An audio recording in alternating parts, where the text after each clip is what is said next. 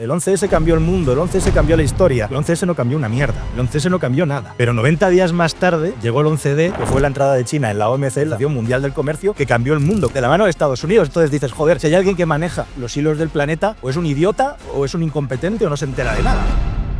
Hoy tenemos episodio especial con Fernando Díaz Villanueva, Lorenzo Ramírez, JF Calero y Borja Fernández. Los sistemas cada vez más se parecen porque el sueño húmedo de muchos estrategas norteamericanos era hacerlo chino. La democracia es una flor muy delicada y para que se mantenga tiene que venir acompañada de prosperidad económica. Porque si no viene acompañada de prosperidad económica, lo normal es que se mire de nuevo al caudillo, al líder fuerte, al hombre que nos va a sacar de esto. La ideología woke se puede resumir en 15 segundos, que es que yo soy una ideología en mí mismo. Y por lo tanto, como yo soy el yoísmo de mí mismo, requiere de todos los derechos para poderme completar como ser. La gran duda es, ¿quién ha estado gobernando Estados Unidos? A mí el problema que me da Trump es que no me va a dejar dormir, porque todos los días vamos a tener ruido. Y en ese momento va a ser muy difícil poder ver realmente lo que está ocurriendo. Tiene que ser profundamente complicado ser seguidor de Donald Trump. China va a utilizar la vía de la guerra. Es verdad que China ha vendido mucha deuda a Estados Unidos, pero el botón rojo no lo va a pulsar. En mi opinión, estamos jodidos.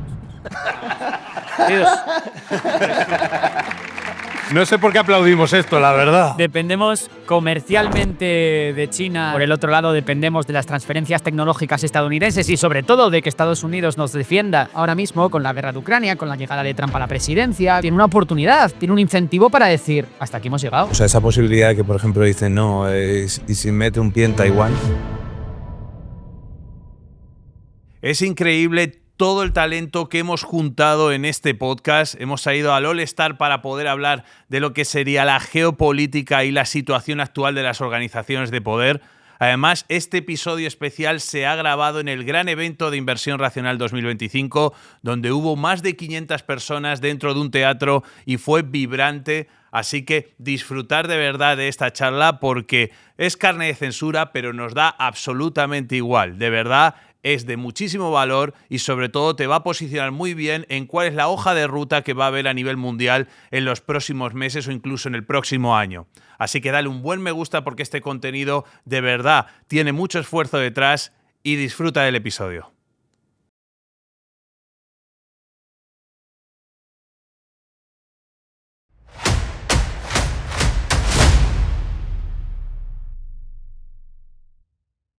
Sonrío porque de verdad esta charla es una de las que más ganas tenía en todo el día, ¿eh? Que estéis a tope. Nada, bienvenido Fernando, Lorenzo, Juanfran, Borja. Sois unos cracks, la verdad. Divulgáis una barbaridad, tenéis millones de escuchas, visualizaciones. Además es un tema que yo personalmente creo que nos van a censurar y me da igual. Ya, antes de empezar, ya. Sí, yo no sé. O sea, yo ya sé que YouTube esto lo va a censurar. Hola, YouTube. Igual que hola, Hacienda y hola... Pero bueno, vamos allá. Ahora nos toca hablar de la situación del poder, de la situación geopolítica, de un montón de cosillas. Pero la primera, votando y al pie para Fernando. ¿Quién gobierna el mundo? Bueno, la pregunta no diré capciosa, porque es una pregunta que todo el mundo, todos nos hemos hecho en alguna ocasión.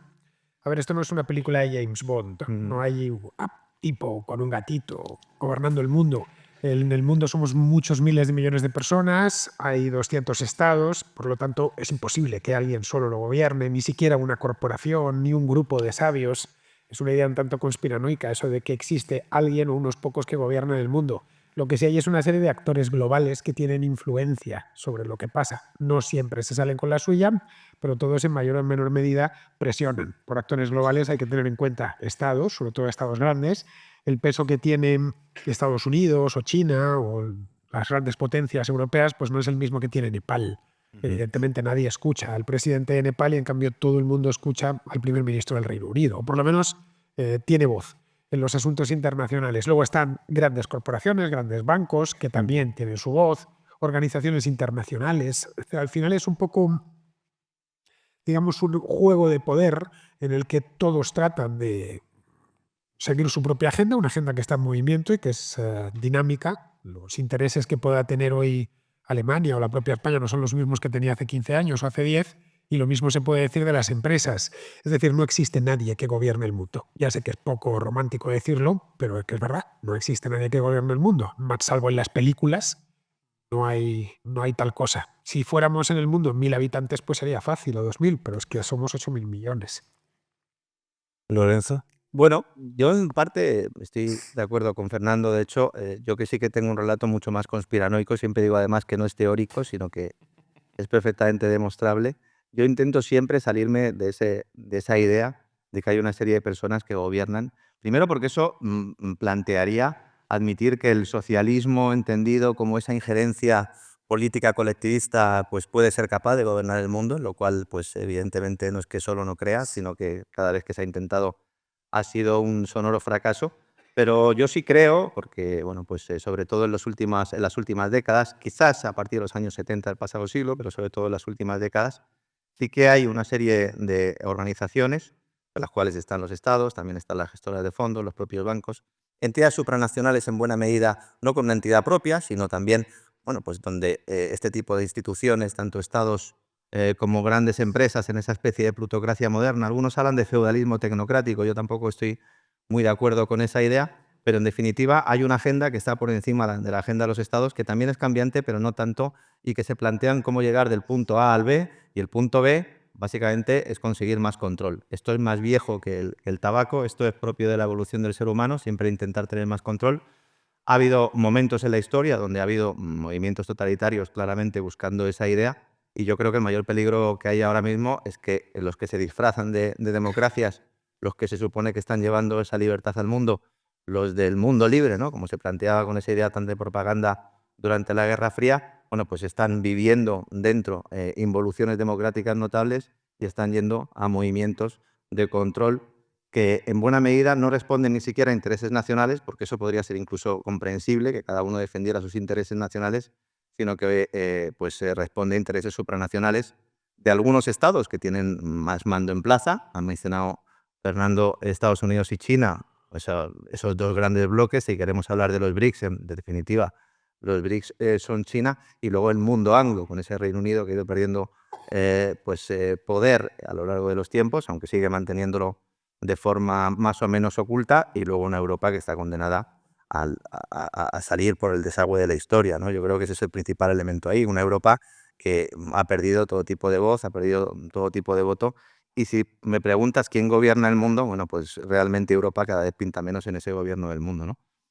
Puede haber diferentes cambios. Ahora estamos en una entrada con una nueva administración de Donald Trump y se plantea un mundo en el cual pues, se va un poco más a ese proteccionismo, a ese volver a las fronteras, pero hay una serie de objetivos, hay una serie de mensajes que se repiten con independencia del país en el que estés, y eso denota que hay una serie de guión. Un guión que elaboran consultoras, que elaboran think tanks, en buena medida porque el incentivo que tienen es a realizar ese trabajo, y que luego pues, van trufando los mensajes políticos y que van configurando un relato que cada vez es más homogéneo, y por lo tanto pues sí que podríamos decir que avanza en ciertas tendencias que acaban en el mismo sitio. Por eso vemos al primer ministro de un país realizando declaraciones exactamente iguales que otro, cuando en realidad a lo mejor los intereses son completamente contrapuestos, ¿no? Yo creo que ese es el problema, ¿no? Ahí sí que hay un río, antes hablabais del río del sistema, ese río sí que funciona, hay diferentes pescadores que intentan sacar tajada en ese río, cambian las estructuras de poder y cambian las alianzas, pero al final pues vemos que los elementos fundamentales, aunque las personas cambien, los elementos de poder siguen siendo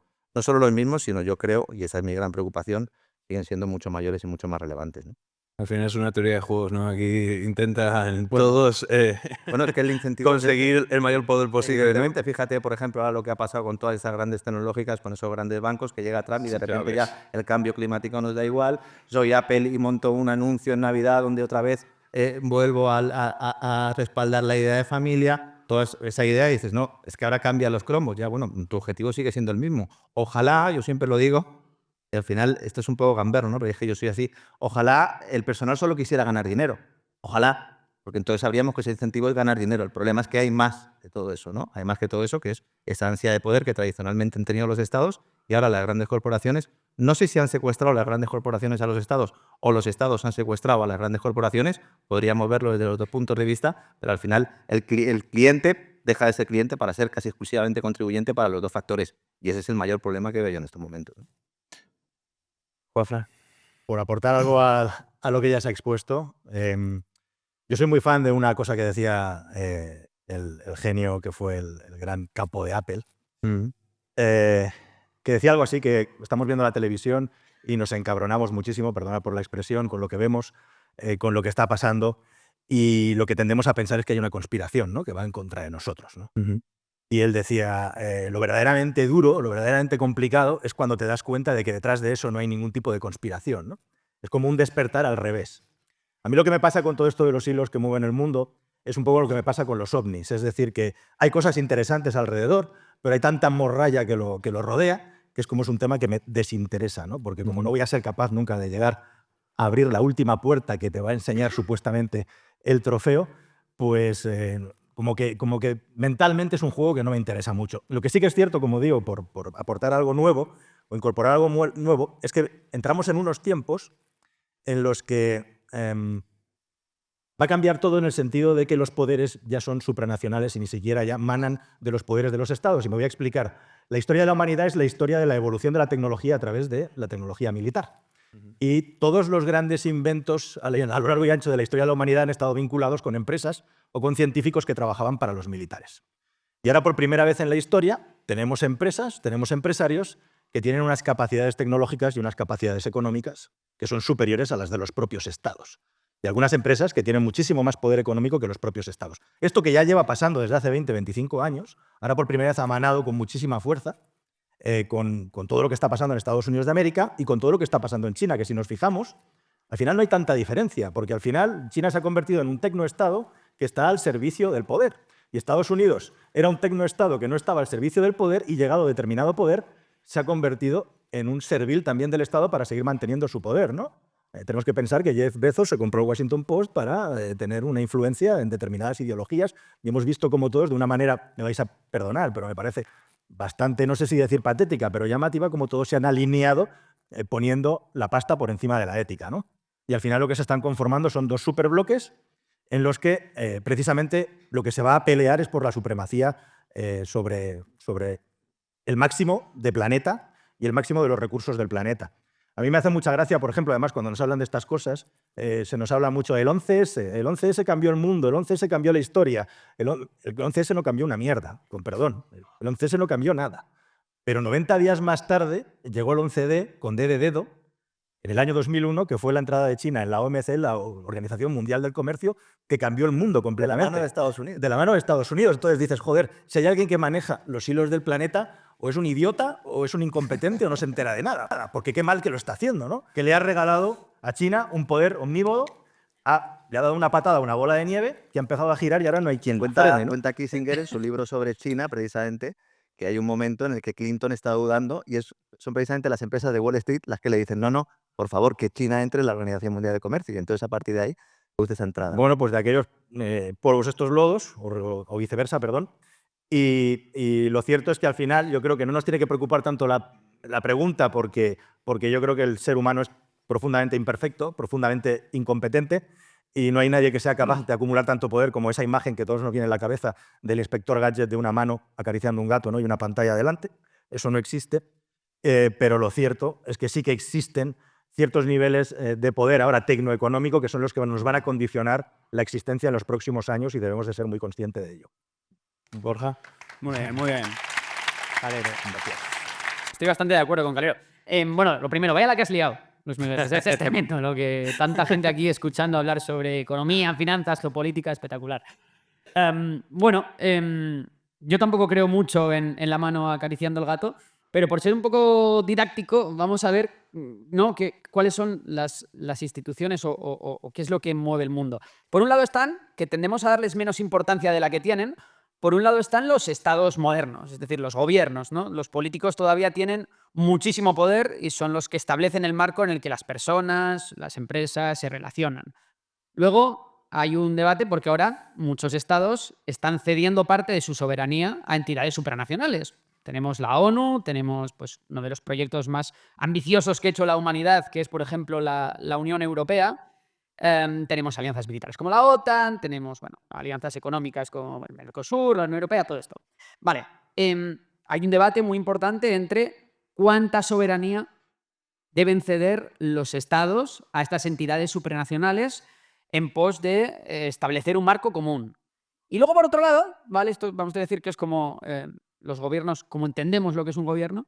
Y luego están las entidades sociales o grupos económicos que intentan influir lo máximo en las otras dos, ¿no? Podemos hablar, por ejemplo, de un grupo social puede ser, vamos al caso de Ucrania, los sectores más ultranacionalistas de Ucrania que empujan, por ejemplo, para que el gobierno ucraniano no firme una paz con Rusia. O podemos hablar de los grupos económicos, hablando de los lobbies que presionan al gobierno estadounidense para que tomen decisiones en pos de sus intereses. Y al final es un juego de cuánto pueden influir esos actores en los primeros, ¿no? En los gobiernos. Y luego, si nos vamos ya a quién gobierna el mundo, en el sentido de qué países llevan la delantera, pues ahí es lo que tenemos que hablar de una vez acabó la Guerra Fría, ¿no? Y Estados Unidos se quedó sola en el mundo como la potencia hegemónica, nada se movía sin que lo tocase Estados Unidos, pues eso se ha acabado claramente, ¿no? Primero fue el auge de China como potencia, después ha llegado el incipiente crecimiento de la India. Va a llegar tarde o temprano el crecimiento desmedido de la Unión Africana, también apoyado por un gran crecimiento demográfico. Veremos, ¿no?, a distintos grupos de países, en el sudeste asiático, en Asia Central, en Latinoamérica, reclamar también su cuota de poder en el mundo y su cuota de influencia. Y entonces, en este mundo multipolar en el que va a haber muchos bloques enfrentándose los unos a los otros, es donde los gobiernos de los países y de estas entidades supranacionales de las que hemos hablado tienen que ponerse las pilas, ser tremendamente astutos y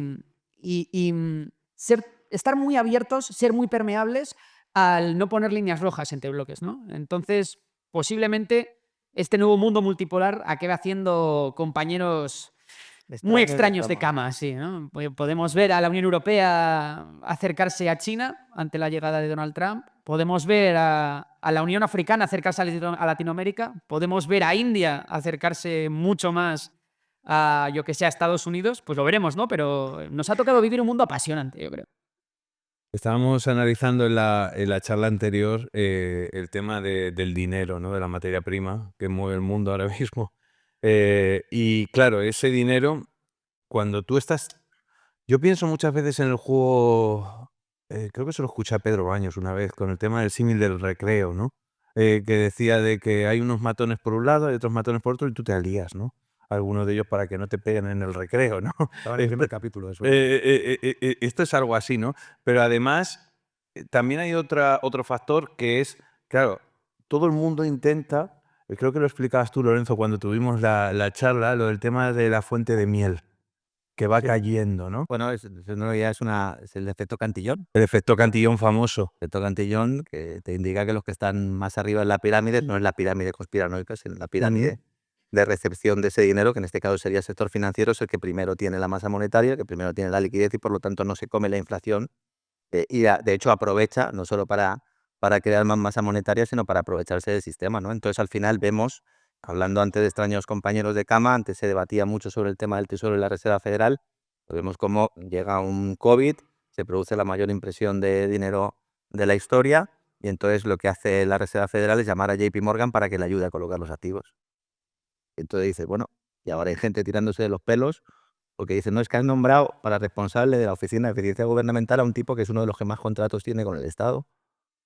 Y encima me está defendiendo que esto tiene algo que ver con el libre mercado. Y ese gran problema aquí, o sea, no puede ser que Jamie Dimon, que es el mayor banco de Estados Unidos, al cual además se le ha ayudado en esa crisis, conato de crisis bancaria que hubo en Estados Unidos, con esa huida de depósito de las entidades regionales a las grandes, se convierte en uno de los más grandes y entonces él va a decidir a dónde van los activos, por dónde va a decidir, pues evidentemente que le beneficia a él. Plan de reconstrucción de Ucrania, plan de reconstrucción de Gaza. Dice JP Morgan y BlackRock, oye, nosotros vamos, repartimos nosotros la pasta, pero nosotros no nos llevamos nada. Pero esto es un escándalo mayúsculo. O sea, por lo menos tiene que parecer, ¿no? La mujer del César no solo tiene que ser fiel, sino que tiene que parecerlo, por lo menos taparos un poquito. El mayor problema que veo yo aquí es que ya van a calzón quitado. Sí, sí. Ya no hay ningún tipo de problema. Y entonces, ¿dónde acaba? ¿Quién está controlando a quién? Sobre esto podríamos estar debatiendo durante mucho tiempo. Pero al final lo que hay es una monetización de deuda, la gran banca participa de ello, gestoras como BlackRock, que reciben el dinero de la abuela de Wisconsin, y la abuela de Wisconsin, con toda la razón del mundo, lo que quiere es que le dé una rentabilidad, pero al final el señor Larry Fink entra en el consejo de un montón de compañías y al final llega el señor Larry Fink a España, se sienta con Pedro Sánchez y lo que diga pues tiene que ser Sibuana, evidentemente que tiene que ser lo que diga Sibuana. Y si me quitas un consejero de Telefónica, me lo pones en Iberdrola, etcétera, etcétera. Y ese es el problema, que no hay una separación de ningún tipo, por lo menos tendría que haberla. Entonces nos quejamos mucho en España que tenemos un entorno, con toda la razón del mundo, en el cual pues, el regulador está secuestrado, y es que estamos hablando de Estados Unidos. En el caso de China ya ni digamos, que ahí ya directamente, como no hay una democracia, no, el Estado lo es todo. El problema, y cogiendo un poco lo que decía Calero antes, es que los sistemas cada vez más se parecen porque el sueño húmedo de muchos estrategas norteamericanos era ser los chinos. También hay altos cargos que me han dicho, joder, claro, es que ellos no tienen que ir a votar. Es que ellos, claro, como no tienen que ir a votar, pues podemos ver a largo plazo, etcétera, etcétera. Es una ventaja competitiva. Entonces, bueno, ¿cómo vamos a luchar contra eso, no? La visión de largo plazo es, ¿no? Sí. Claro, es un arma de doble filo, porque al final, es verdad, China tiene las manos muy desatadas porque no tiene que ganar unas elecciones en 4 años e invierte mucho a largo plazo, pero siempre y cuando eso está muy bien, ¿no? No está muy bien. Pero quiero decirte, para la economía de un país o para los planes estratégicos de un país, está muy bien siempre y cuando tengas gente competente llevando el país. Porque recordemos que China pasó de Mao Zedong, de la mayor catástrofe de la humanidad provocada por la gran hambruna que hizo, a Deng Xiaoping, que era el que ha conseguido o ha puesto las bases de la China que es hoy en día, ¿no? Entonces, el problema de las dictaduras que piensan mucho a largo plazo es que lo normal es que acaben siendo regímenes que acabe llegando alguien que no tiene ni idea o que hace muy mal o que es tremendamente corrupto. Y ahí es cuando esos regímenes acaban corrompiéndose por dentro y acaban disolviéndose como una azucarilla. Me hace especial ilusión hablar del patrocinador de este episodio, y no es nada más y nada menos que Ecodet.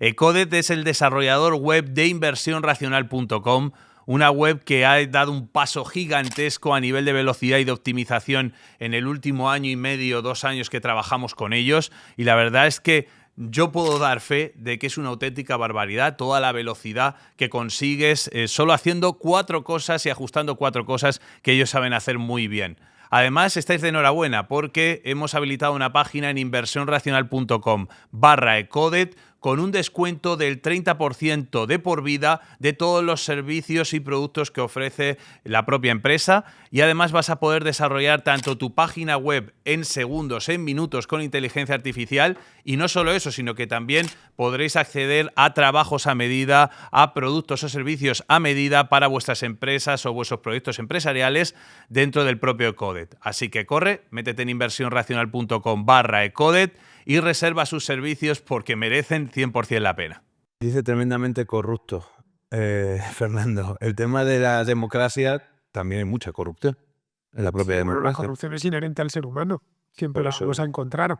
La clave está en que tengas los mecanismos en un sistema político dado para que esa corrupción se descubra, se juzgue y se condene.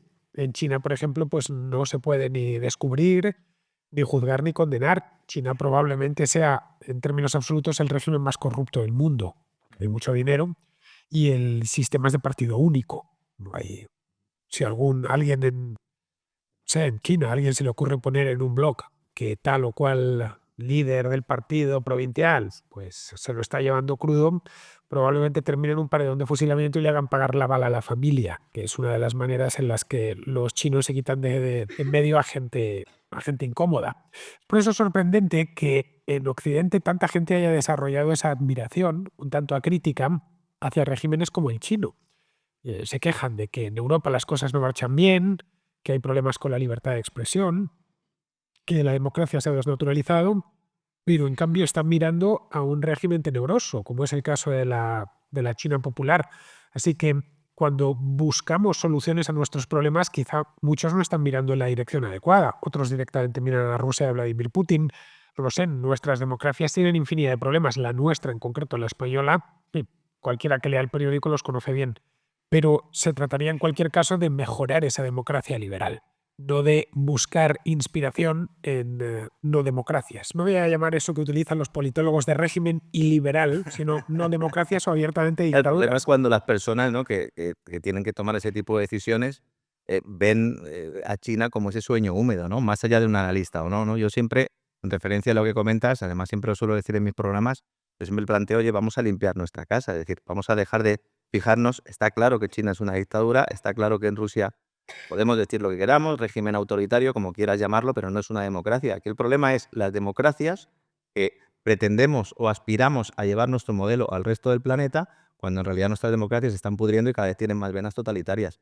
Y ese es el mayor problema. Que plantear, por ejemplo, por coger un poco la idea de Calero, de que van a venir empresas chinas a Europa, que ahora hay un debate en torno a eso, que van a poder establecer sistemas de espionaje, etcétera, etcétera. Bueno, nos están espiando también los otros. Dicen, no, es que son nuestros aliados. Y ya, bueno, pero es que eso en un sistema democrático no debe producirse. Y esos factores, esos contrapesos de los que tú hablas, que tiene que tener toda democracia, progresivamente están llevando a una involución. O sea, no hay una mejora de ello. Y no hay una mejora de ello, creo yo, porque estamos poniendo tanto el foco en el exterior, tanto para lo bueno, para lo malo, tanto los que apoyan ese tipo de regímenes como los que están en contra de él, que no nos fijamos realmente en lo que tenemos dentro de casa. No es que sea manifiestamente mejorable, es que queremos tener que mejorarlo. Y yo tengo dudas de El que se vaya a problema hacer aquí ¿no? es que la gente muy a menudo es resultadista.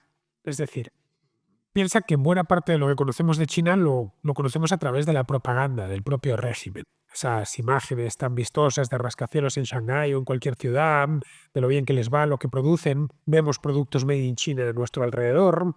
Muchas veces no caemos en la cuenta que son productos baratos que no los producimos aquí porque no nos sale a cuenta producirlo.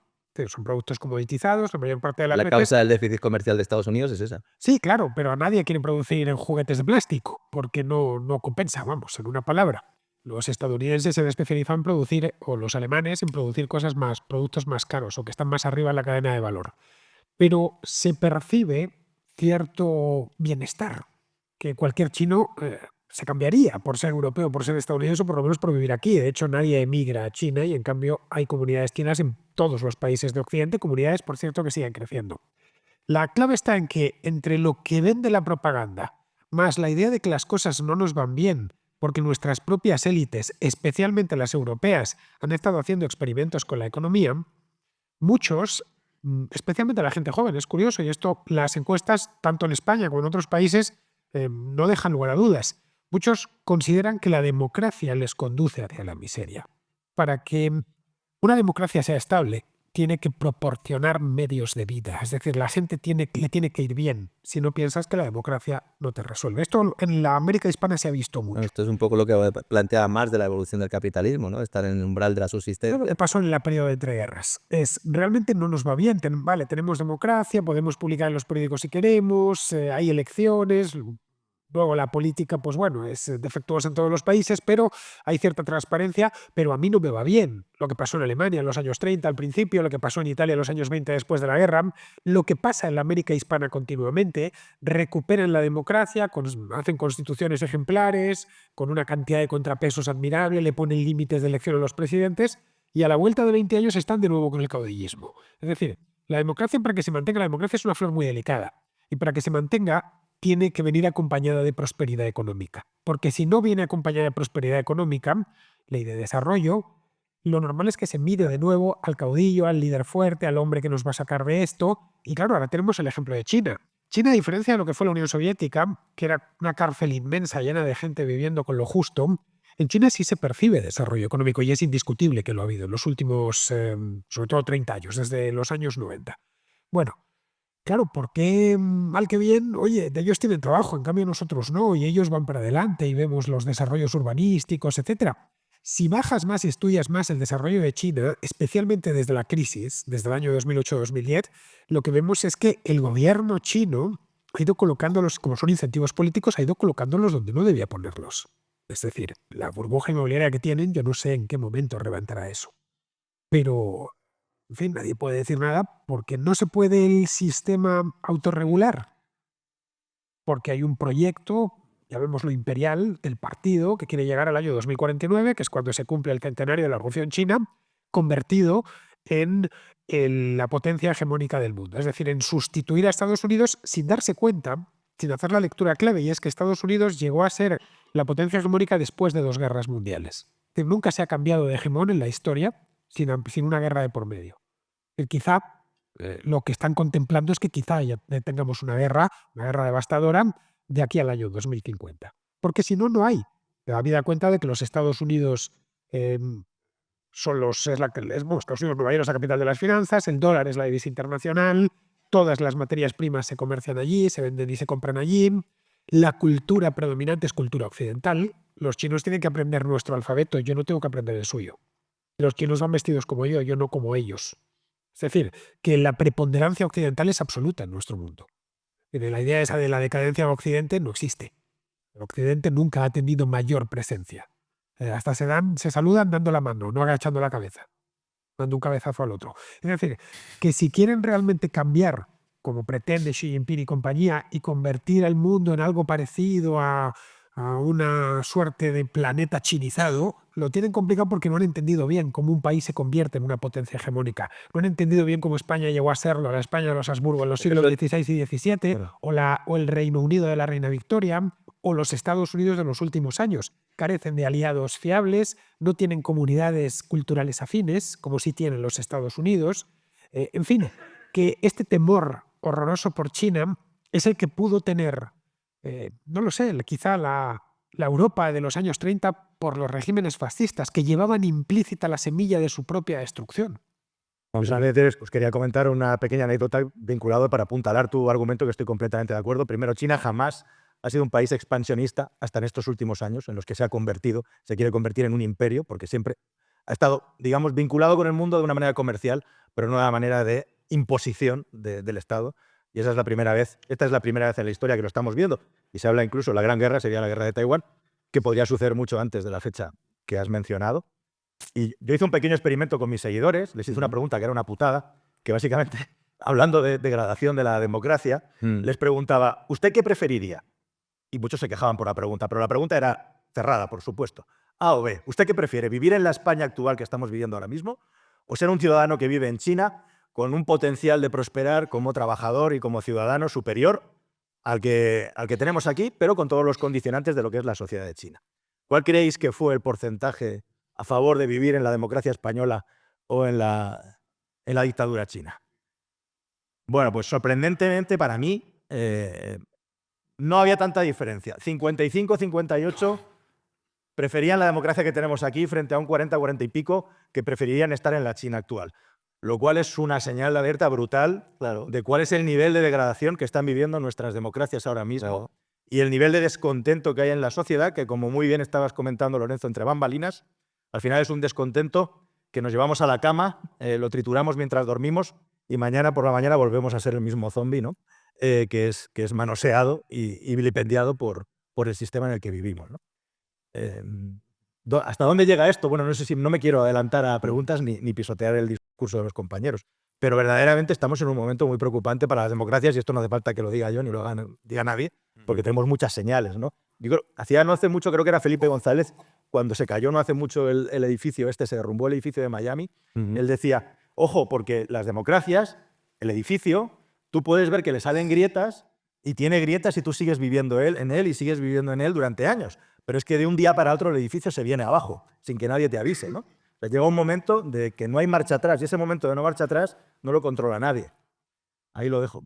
Es que la democracia en sí, dentro de las imperfecciones que tiene, ¿no?, es un sistema bastante bien pensado para la prosperidad. Al final, tú cuando eres un inversor, un empresario, tú vas a un sitio y dices, ¿qué quiero para montar mi empresa? ¿Por qué quiero invertir aquí? Lo primero que necesito es seguridad física, que no maten a mis trabajadores, que no me roben, y seguridad jurídica. Vale, eso es complicado que te lo dé un régimen totalitario, ¿no? Al final, ¿por qué el PER de las empresas chinas es muy inferior al PER de las empresas estadounidenses? Ostras, pues porque yo no sé si mañana el gobierno de la China Popular me va a decir ya no se puede ganar dinero aquí. O me va a decir tienes que hacer tanta producción o poner tantos precios. Claro, no lo sabes, entonces tienes ese riesgo mucho mayor. Lo que pasa es que la democracia tenemos un problemilla, que es que tenemos poca memoria. Y sobre todo empieza a quedar muy poca gente viva que ha vivido un sistema totalitario como podía ser, ¿no? La posguerra. Luego es verdad que el franquismo a partir del 59 se abre mucho y es una cosa un poco más diferente, pero bueno, igualmente, ¿no? Hay poca gente que cuando se empieza a morir esa gente, ¿no? Que no traslada esa experiencia a las siguientes generaciones, lo que pasa es que se tiende a romantizar. Y pasa lo mismo con los regímenes, porque había más paz, porque había más orden, había trabajo. había trabajo, claro. ¿Qué pasa? Ocurre lo mismo con las guerras, ¿no? De repente cuando no se ha vivido, de repente empiezas a romantizar y luchar por mi país y por mi bandera, ¿no? Todo este rollo.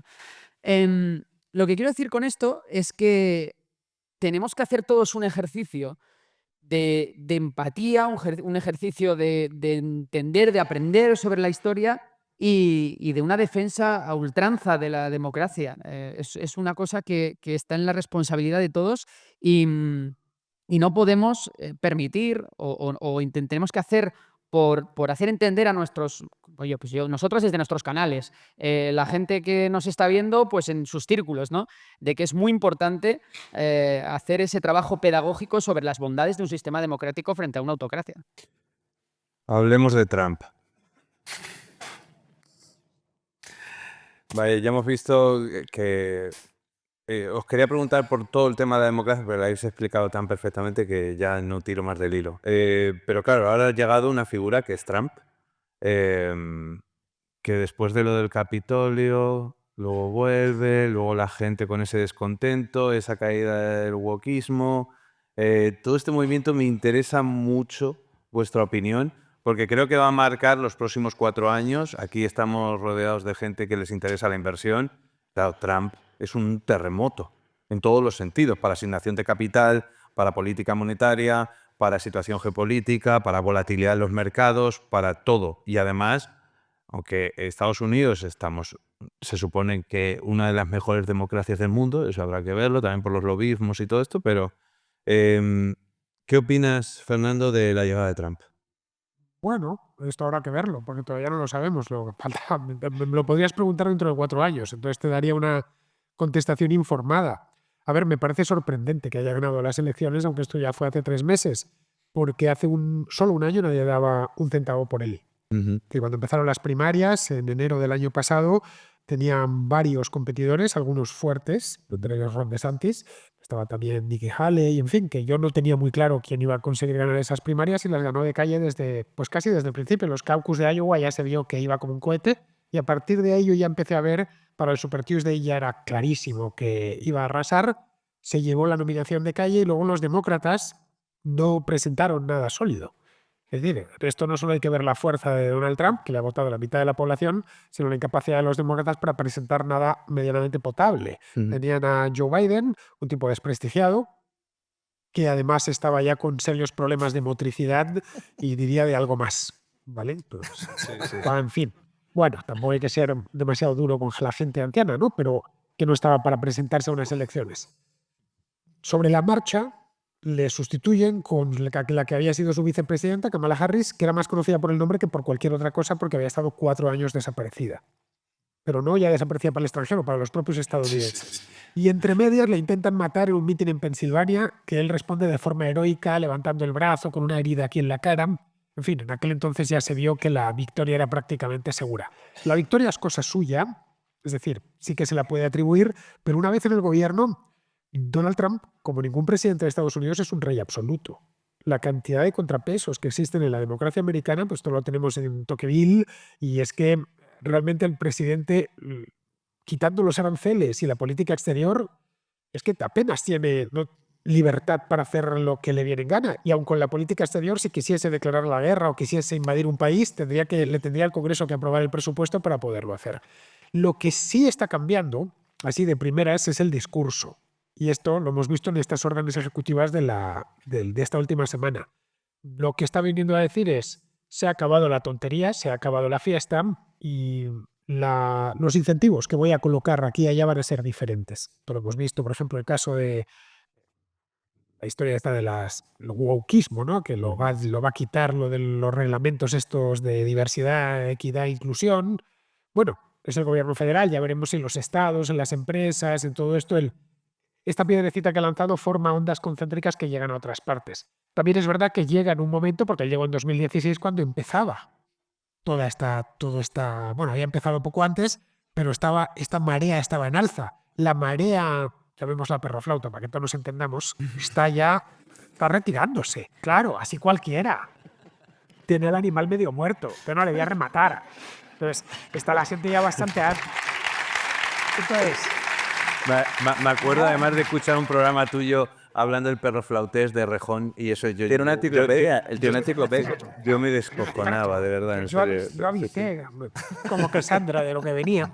Bueno, pero esto ya está en lo de amor o muerto gran lanzada, ¿no? Pues lo que es el wokismo ya, más en Estados Unidos que en Europa, es moro muerto, pero es que en Europa también lo vemos. La manera en la que están imponiéndose o ganando partidos, o no ya ganando las elecciones, pero ganando militantes y votos, partidos cuyo programa consiste esencialmente en poner fin a aquello. Lo vemos en Francia, en el Reino Unido, en la propia España. Vox, en esencia, ha dejado limitado su programa a eso.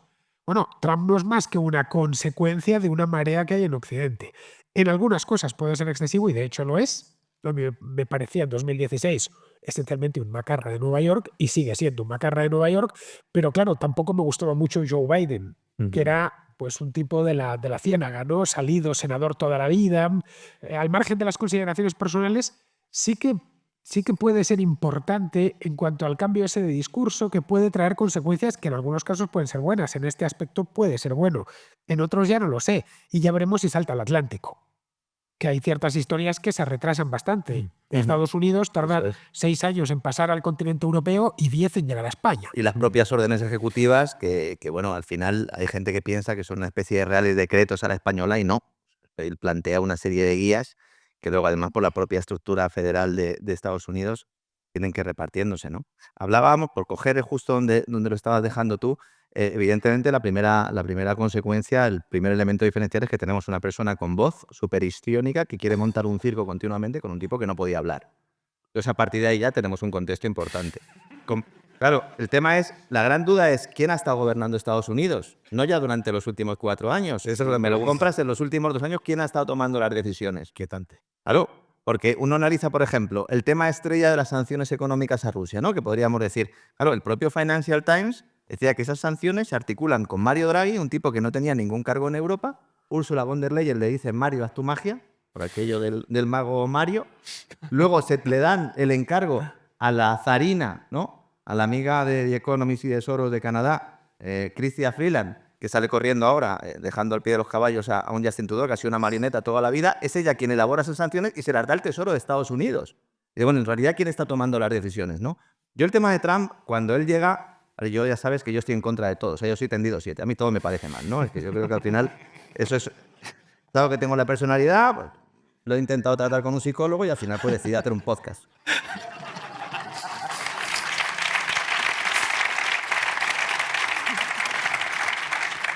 En lugar de costarme dinero, pues a lo mejor todavía me pagan alguna cosilla, ¿no?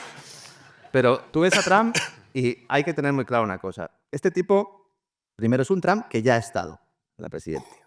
Y ya sabe lo que hay. En segundo lugar, no se va a volver a presentar. Esto también es muy importante. O sea, todas las decisiones que tome.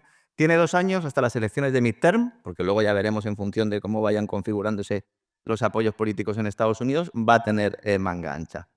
Es un tipo que dice barbaridades continuamente. Yo tengo serias dudas de que algunas de las barbaridades que dice se las crea o no. Yo creo que es todo una pose, porque además conozco a gente que está trabajando en los equipos, sobre todo en el Departamento de Comercio Exterior de Estados Unidos, que quizás ahí es donde podría haber pues, una mayor capacidad para tomar decisiones, y en ningún momento se contemplan los aranceles que le está diciendo. Es una postura de negociación. Entonces, él, como buen empresario, se sienta en la mesa, pega 2 puñetazos y luego se va y son sus equipos los que van a encargarse de negociar. Si uno analiza las estructuras y los personajes que ha ido nombrando como secretario del Tesoro, como secretario de Comercio, pues se da cuenta de que no hay ningún tipo de ruptura. Es decir, hubo una polémica en Estados Unidos porque decían, oye, está Trump planteando que va a hacer cambios en Oriente Medio y prácticamente todos los tipos que ha nombrado realmente para llevar el peso en el sector de la defensa son halcones, muchos de ellos prosionistas, de la AIPAC, etcétera, etcétera. O sea, ahí no va a haber ningún cambio. En el tema comercial, bueno, pues, ¿qué va a hacer Trump? Pues aprovechar para apretarnos. Primero dices que te voy a sancionar y luego, como dijo en Davos, dice, oye, ¿qué quieres? ¿Que no te sancione? Cómprame los productos. Y entonces ya entramos en esa dinámica que ya sucedió durante el primer mandato de Trump, de ese enfrentamiento con Europa. ¿Cuál es el problema? Que él, a nivel sobre todo energético, porque yo lo que más destacaría de todo lo que ha anunciado es el tema de la emergencia energética, él ahí sí que lanza una enmienda a la totalidad.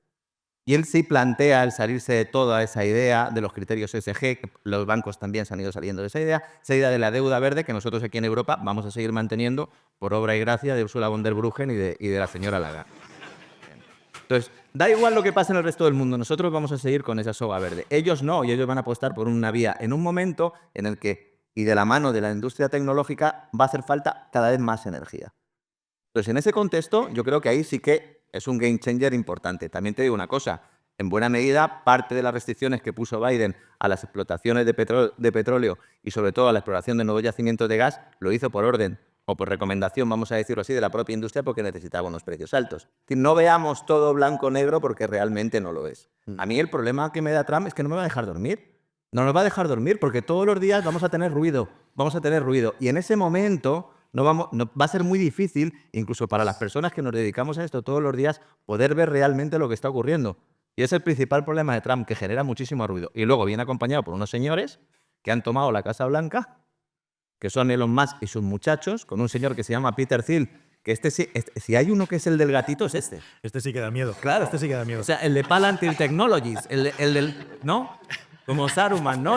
Claro, es que este tiene una bola. Para este este tiene una China, bola. para Claro. este China es un cuento de Claro. Este tipo está utilizando además conflicto en Gaza y conflicto en Ucrania para entrenar sus bases de datos y que lleva trabajando para las agencias de inteligencia occidentales desde hace mucho tiempo. A mí esos son los que me dan realmente miedo. Y sobre todo, de igual forma que temo mucho ese discurso de decir, no, nosotros somos lo bueno, nosotros somos las democracias, por lo tanto el resto son los malos, no vamos a cambiar nada de nosotros. Yo lo que temo es que Trump, como el gato pardo, venga para poner todo patas arriba y que luego todo siga exactamente lo mismo, como ha sido siempre en toda la historia de la humanidad, ¿no? Es impresionante este episodio, de verdad. Solo quiero vuestro feedback, que nos dejéis en la parte de los comentarios todo lo que pensáis sobre este episodio especial que está siendo frenético y además hablando con muchísima educación y con muchísimo nivel intelectual de todos los temas que estamos tratando, de lo que sería el nivel social o del futuro que nos espera. Además, darle un buen me gusta porque este contenido es muy difícil de crear, de grabar y de juntar a tantas mentes brillantes en un mismo episodio y sobre todo suscribiros. Si aún no estás suscrito al canal, por favor, suscríbete, dale al botón de suscribir y activa la campanita para no perderte ninguno de los contenidos que publicamos diariamente. Así que sin más, te dejo que disfrutes del episodio.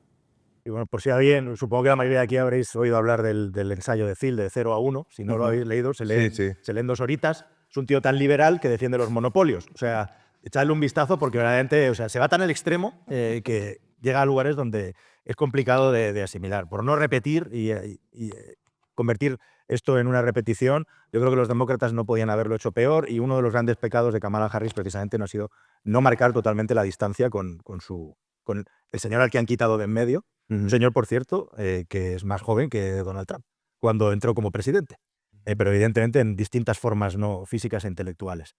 Yo creo que efectivamente Donald Trump se comporta como un empresario americano agresivo en sus discursos y su cara al público y que de cara a interpretar bien lo que dice y lo que cuenta es como la caverna de Platón, ¿no? O sea, no miréis el fuego de Trump, mirad las sombras, porque detrás de lo que hay detrás de sus discursos se pueden aprehender muchas cosas de por dónde van los tiros, ¿no? Evidentemente se está comportando como un negociador agresivo también para plantar su autoridad. Y en el podcast que hicimos hablábamos del malestar que puede generar la dictadura de la minoría a través de los ensayos de Nassim Taleb, ¿no? Y de cómo con tan poca cosa se puede generar tanto malestar en tanta población, ¿no? Y eso es efectivamente lo que provoca la cultura woke, que no se cuenta lo suficiente lo tóxica y lo dañina que es, ¿no? Y yo no soy un defensor de Trump, ¿eh? Ahora si queréis os puedo hablar, te puedo pasar un pantallazo de lo que me ha ocurrido por hablar más del Trump en mi canal últimamente. Para que lo pongas en la grabación del vídeo, es aquí. Al llegar aquí todavía no nos han censurado. Sí. Destruye la esencia de la civilización. Sí, es la ideología más egoísta. La ideología woke se puede resumir en 15 segundos, que es que yo soy una ideología en mí mismo y por lo tanto, como yo soy el yoísmo de mí mismo, requiere de todos los derechos para poderme completar como ser. O sea, no hay ideología más tóxica y egoísta que la ideología woke. Con lo cual, por ahí, yo estoy encantado de que a eso se le haya borrado un plumazo, porque además los políticos se tienen que dar cuenta de lo tóxico y lo maligno que es para ellos mismos. Y por último, me parece súper interesante, y tú lo has subrayado con mucho acierto, Lorenzo, es el tema energético. A mí esto me parece un tema que tengo que estudiar y analizar muy bien, y al mismo tiempo da mucho miedo, porque esta emergencia nacional que ha declarado Elon Musk, bueno, así que hay que meter debajo de la cama también, porque el prodemócrata, no sé si sabéis que el primer lema de Tesla fue "Burn rubber, not gasoline". Quema goma, no gasolina. Ahora dice que igual lo de los coches eléctricos hay que pensarlo. Ya es cierto. Bueno, a Elon Musk le han dejado el tapiz, se lo han enrollado, se lo han desenrollado y se lo han dejado para rematar a gol muy cerquita, porque básicamente le han eliminado toda la competencia de vehículo eléctrico. Él tiene la gran ventaja competitiva de la fabricación de coche eléctrico, así que todo el mercado de Estados Unidos para el amigo Elon Musk, ¿no? Y van a ir a Marte. No se va a ir con las manos vacías. Y van a ir a Marte también. Aparte de otras muchas cosas vinculadas con la industria aeroespacial, etcétera, y demás. Pero realmente todo esto de Groenlandia viene porque Donald Trump ya tiene amortizada Alaska. O sea, se va a meter en Alaska en sitios donde nadie antes se había atrevido a meterse para intentar extraer oro, porque al final lo que busca Donald Trump básicamente es crear una economía en la que se reduzca la inflación a base de energía barata. Y esa energía barata va a salir de los combustibles fósiles. ¿El modelo ruso? El modelo ruso, efectivamente. Solo que ellos tienen una capacidad tecnológica y de consumo que ya le gustaría a los rusos, en fin, soñar en Marte, precisamente, ¿no? ¿Quiere eso decir que la ideología verde, como muy bien decías, o que el desarrollo de las renovables se va a frenar o se va a parar? No. De hecho, la mismísima China va a continuar insistiendo y va a continuar progresando y creciendo precisamente para diferenciarse de los USA y para intentar arrastrar que ese modelo que nosotros hemos seguido, nosotros lo sigamos igualmente y lo mantengamos en el tiempo. Con lo cual, a mí me parece esto apasionante, me parece fascinante, me parece un puñetazo a todo lo que estaba pasando aquí. No sé si es bueno o malo. Yo creo que desde un punto de vista tecnológico es objetivamente más malo que bueno. Veremos qué es lo que sucede y veremos si la jugada le sale bien, ¿no? Pero verdaderamente, todo lo que ha hecho Trump y de toda la verborrea, lo verdaderamente importante e impactante es el asunto energético y cómo va a impactar esto en un mundo, ya para terminar además, en el que esa estupidez de Angela Merkel, a la que le susurraba en alemán Vladimir Putin, porque estuvo viviendo ahí en la RDA, de cargarse todas las centrales nucleares, eso el planeta Tierra sí que se debería de haber caído en el del guindo respecto a los que toman las decisiones, ¿no? Porque hacia donde va el mundo y la tecnología es precisamente a unos consumidores energéticos tan grandes. O sea, el futuro es la energía. Necesitamos energía a mansalva. Y no lo vamos a conseguir de otra manera que no sea con la energía nuclear, si no queremos definitivamente destruir el planeta con el pedal del acelerador pisado a fondo, ¿no? Así que toda esa utopía de un mundo desnuclearizado, desde hoy creo que sería mejor que los países europeos se dieran cuenta de que se ha terminado por nuestro bien, porque sigamos aquí teniendo más calorcito que fresco ahora mismo, ¿no? En el futuro. Muy bien. ¿Qué de cosas tengo que decir ahora? Lo primero, después de lo que han dicho mis compañeros, un saludo al FNI, a la CIA, a todos los servicios de inteligencia. El que me faltaba ya. Que tienen que hacer el seguimiento de todo esto. Porque CNMV, Hacienda, el CNI, ¿qué falta más? Te estaban investigando, ¿no? A ti también por el tema de dónde habías estudiado y todo, ¿no? Uno preocupado. Yo creo que voy a salir en conspiranoicos. Uy, la sexta también, Dios mío. Ya Bueno, me faltaba. yo estoy profundamente molesto porque no me hayan Y sacado. hemos venido a hablar de inversión. Joder. Bueno, el tema es que yo creo que tiene que ser profundamente complicado ser seguidor de Donald Trump. ¿Por qué? ¿No? Pues porque es un tío tremendamente imprevisible y hoy tienes que defender una cosa y mañana la contraria. Entonces es muy complicado porque... Los bitcoiners se están empezando a dar cuenta de eso, ¿eh? Claro. Vas a tener que poner un mensaje en Twitter y pasado mañana vas a tener que poner el contrario, te van a sacar el pantallazo, es una movida. Sí. Es lo que pasa, que la verdad ya no vale nada, es una opinión más. Total, ¿no? Sí. Antes de meterme en el tema de la energía, que me ha gustado, ahí te voy a recoger el guante, voy a decir una cosa que no hemos comentado, pero es que hay 5 personas en este mundo que están encantadas de que Donald Trump esté en el poder. Los primeros somos los 4 que estamos aquí porque tenemos un contenido de la hostia. Los próximos 4 años Tenéis para todas las semanas, es va a impresionante. ser increíble el seguimiento que vamos a hacer de cada cosa que diga, del canal de Panamá, de Groenlandia, tremendo. Sí. Y luego el otro que está encantado, yo creo, de que esté Donald Trump en el poder es Pedro Sánchez. Claro. Vamos aquí a la cuestión española.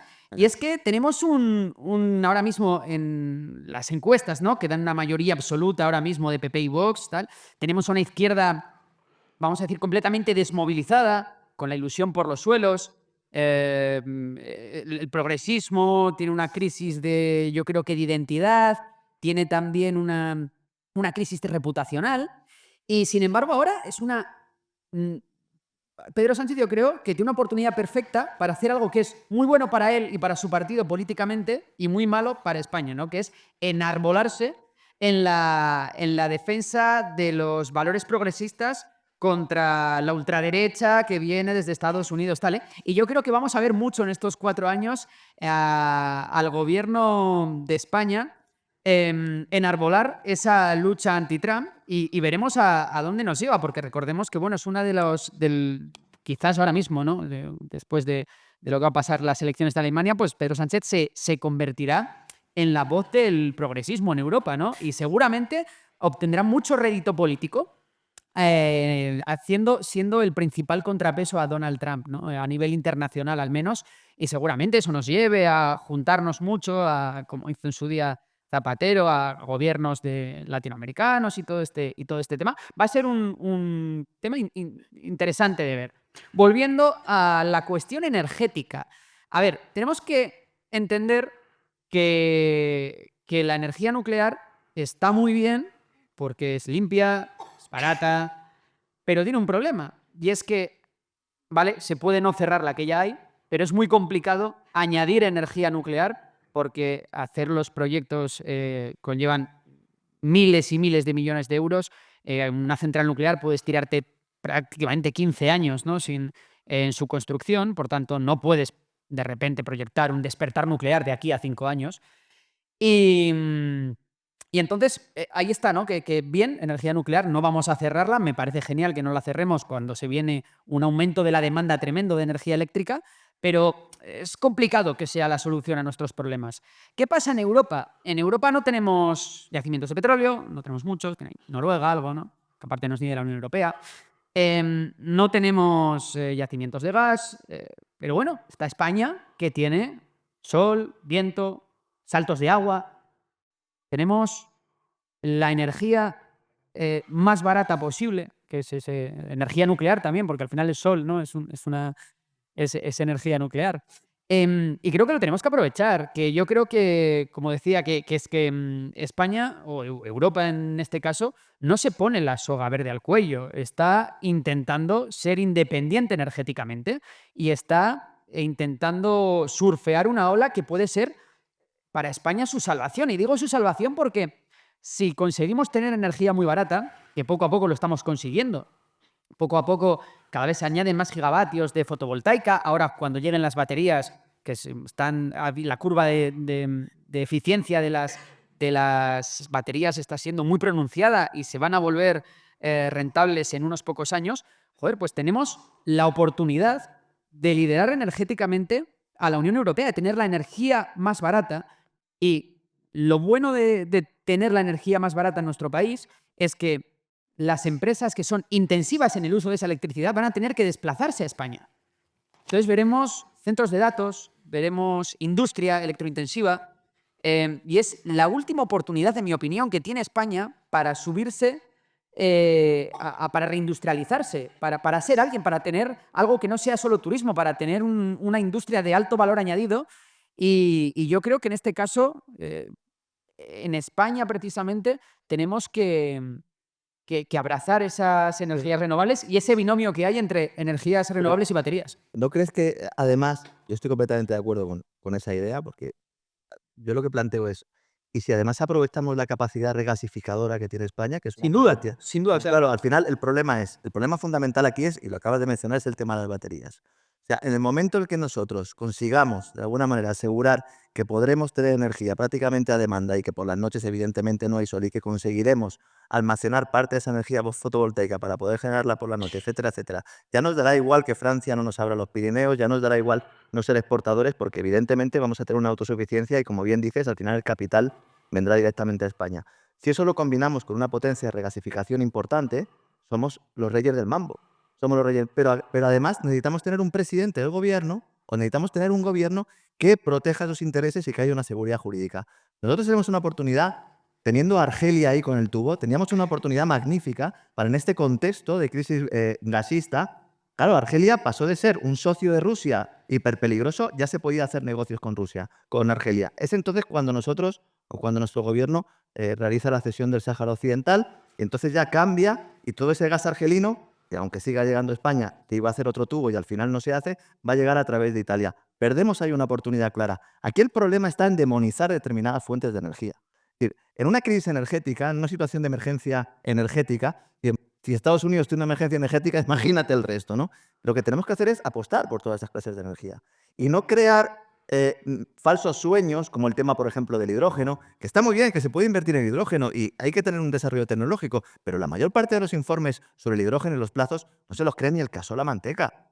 Entonces, vamos a ir a solucionar el problema de la ininterrumpibilidad del suministro energético, vamos a evitar los apagones. Estamos en un mundo hiperdesarrollado y tenemos un peligro de apagones continuo que hemos tenido que aprobar una normativa para que haya industrias que se aparten y vamos a utilizar el gas. Ese era el plan. O sea, el plan era ese. Vamos a utilizar el gas como respaldo. Vamos a dejar la nuclear utilizando el gas como respaldo. Luego llegó todo el tema ucraniano y ahora llega pues ese tiro en el pie que nos pegamos, ¿no?